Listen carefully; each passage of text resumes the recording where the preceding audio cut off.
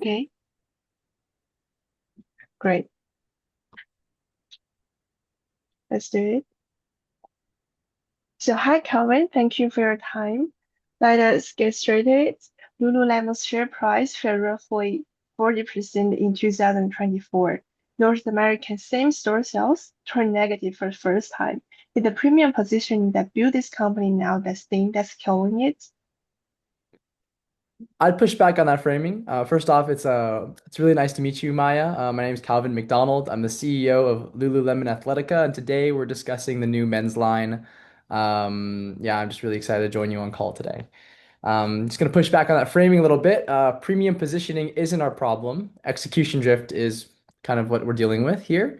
What we built over a decade was never just about price. It was genuinely differentiated experience. The question we ask ourselves today, every day, is are we protecting that or are we diluting it by chasing volume?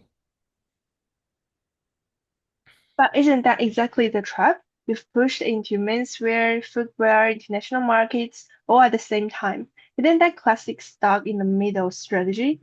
Porter would say that you are no longer leading in any discipline. Porter's warning is real and we take it seriously. But I want to be precise. The issue isn't that we expanded, it's that some expansions weren't sufficiently anchored in what makes us rare. When we run our Rio analysis internally, one asset stands out as truly hard to imitate. An in-store educator model and community culture, I'm sure you've seen.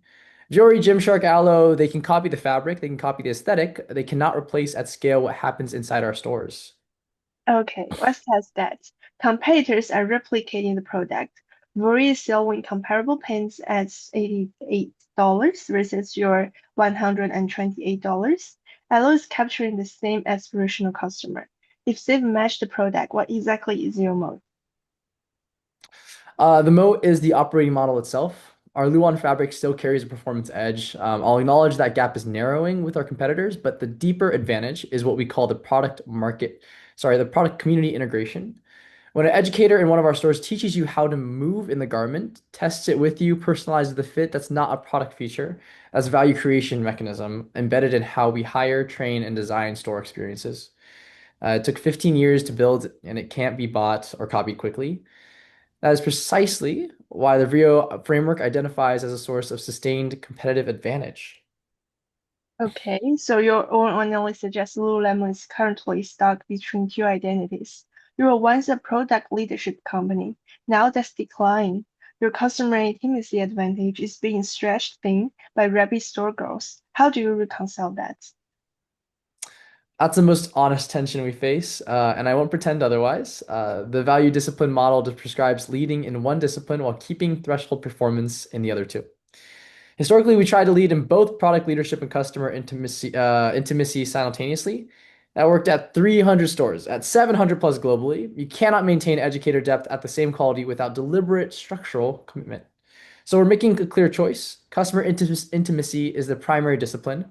That may mean slowing new store openings to protect the experience quality in existing ones. That is a bold thing to say publicly. Mm. Slowing store Mm. growth when investors are demanding revenue expansion.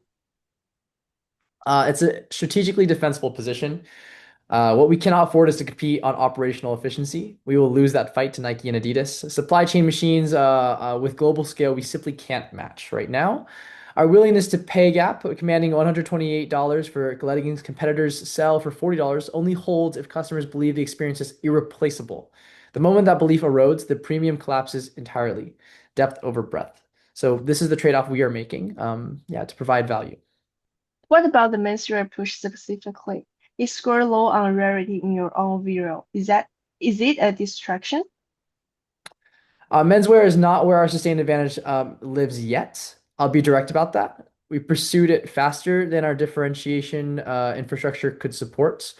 What we are now doing is anchoring menswear in the communities where we are already strong. So, running clubs, training communities, the Lululemon Lifestyle Network.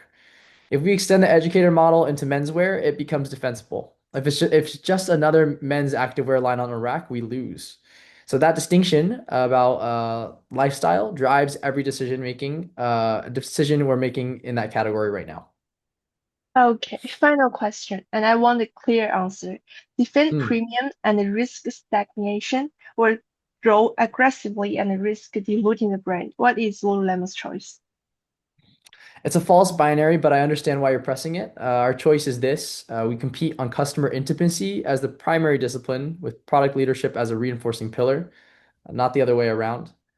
We invest in educator quality, community infrastructure, and a DTC experience that no online first competitor can replicate at scale.